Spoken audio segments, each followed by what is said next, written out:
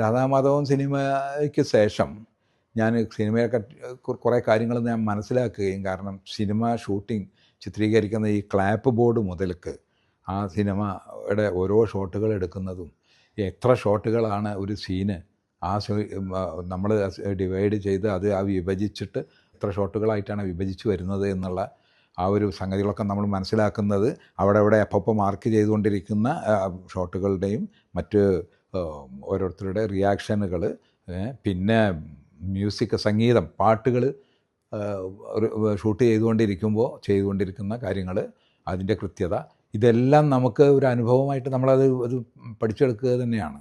അപ്പോൾ അത് നമുക്ക് അത് ഹൃദ്യസ്ഥമാക്കി വരുമ്പോൾ നമുക്ക് തോന്നുന്നത് നമ്മൾ വിചാരിച്ച കാര്യങ്ങളിലൊന്നല്ല സിനിമക്ക് ഇതിലുള്ള പ്രത്യേകത അതാണ്. ഇപ്പോൾ നമ്മളൊരു ശാസ്ത്രീയ സംഗീതം അഭ്യസിക്കുന്ന പോലെ തന്നെ പാട്ട് പാടാൻ കഴിവുള്ള ഒരുപാട് ആളുകളുണ്ട്. അവർ നന്നായി പാടുകയും ചെയ്യും.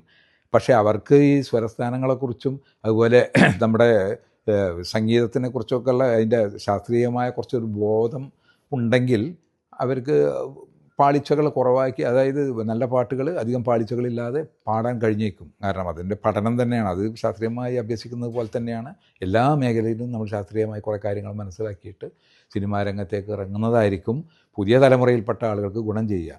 സിനിമയിൽ ഒരുപാട് മാറ്റങ്ങൾ വന്നിട്ടുണ്ട്, ഇല്ല എന്ന് പറയാൻ പറ്റുന്നില്ല.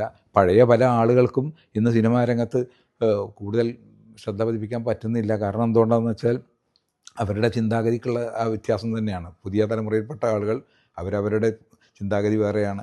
അവരതിനനുസരിച്ച് പല മാറ്റങ്ങളും സിനിമയിൽ കൊണ്ടുവരികയും പല ആശയങ്ങളും അവർ സിനിമയ്ക്ക് വേണ്ടി ഉപയോഗിക്കുകയൊക്കെ ചെയ്തിട്ട് ചില സിനിമകൾ വളരെയധികം ജനശ്രദ്ധ പിടിച്ചു പറ്റുകയും അവാർഡുകളൊക്കെ വാങ്ങിക്കുകയും അതേപോലെ ദയനീയമായി പരാജയപ്പെടുകയും ഒക്കെ ചെയ്തിട്ടുണ്ട്.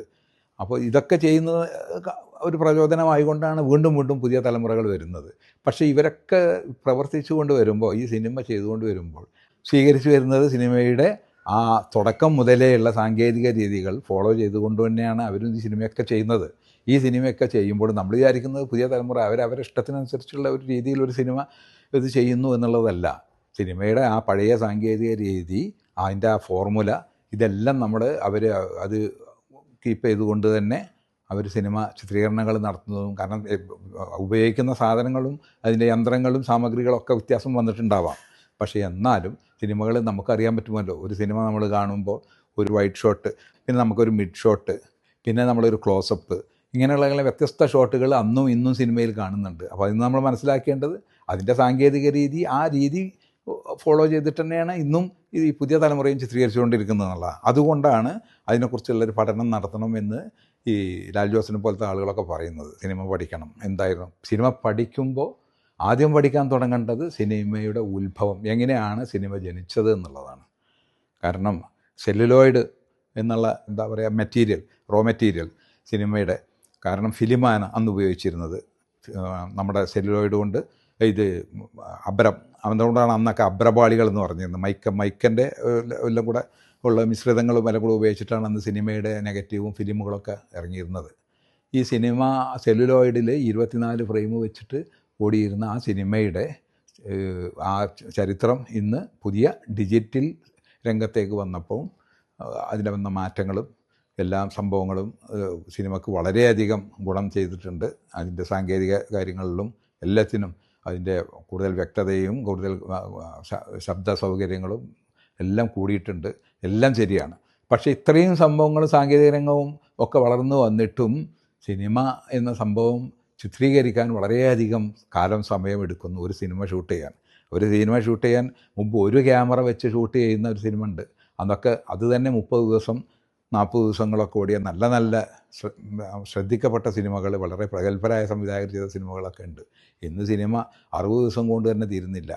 അപ്പം ഒരു ക്യാമറയ്ക്ക് പകരം അന്ന് ഒരു ക്യാമറ വെച്ച് ഒരു ഷോട്ട് എടുത്ത് അടുത്ത ആംഗിളിൽ ഈ ക്യാമറ മാറ്റി വെച്ച് ഇതേ ക്യാമറ തന്നെ മാറ്റി വെച്ച് ഷൂട്ട് ചെയ്യുന്ന ലൈറ്റിങ്ങൊക്കെ മറ്റ് ചെയ്യുന്ന സംവിധാനങ്ങൾ ഇന്ന് 2, 3, 4, 10 ക്യാമറകളൊക്കെ വെച്ചിട്ട് ഒക്കെ ഷൂട്ട് ചെയ്യുന്ന സംവിധാനമുണ്ട്. എന്നിട്ട് പോലും നമ്മൾ ഉദ്ദേശിച്ച ലെവലിൽ ആ ഒരു സമയത്തിന് ഇത് തീരുന്നില്ല. സാങ്കേതികമായ ക്വാളിറ്റി കൂടിയിട്ടുണ്ടോ എന്ന് ചോദിച്ചു കഴിഞ്ഞാൽ കൂടിയിട്ടുണ്ട്. കാരണം ഉപകരണങ്ങളുടെ സ്വാധീനം കാര്യങ്ങളൊക്കെ വെച്ചിട്ട് ഒരുപാട് കൂടിയിട്ടുണ്ട്.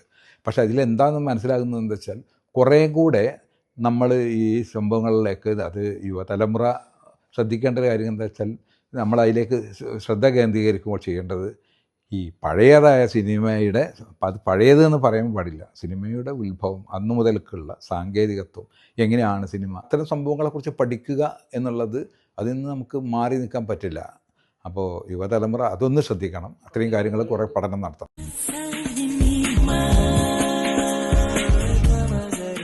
ചില ചിത്രം 24 ഫ്രെയിമിലൂടെ കടന്നു വന്ന് അതിനൊരു ചലനം, സ്കൂളുകളിലും ഒക്കെ പഠനം നടത്തിയിട്ടുണ്ടാവും നമ്മൾ സയൻസിൽ. പ്രധാനപ്പെട്ട പെർസിസ്റ്റൻസ് സോണത്തിന് നമ്മുടെ ഒരു കൈ മേലേക്ക് ഇങ്ങനെ പൊക്കി കൊണ്ടുവരുന്ന ഈ സാധനം, ഇത് നമ്മൾ ഓരോ ഫ്രെയിമായിട്ടാണ്, നമ്മൾ ഓരോ ഫ്രെയിമായിട്ട് എടുക്കുന്നതല്ല.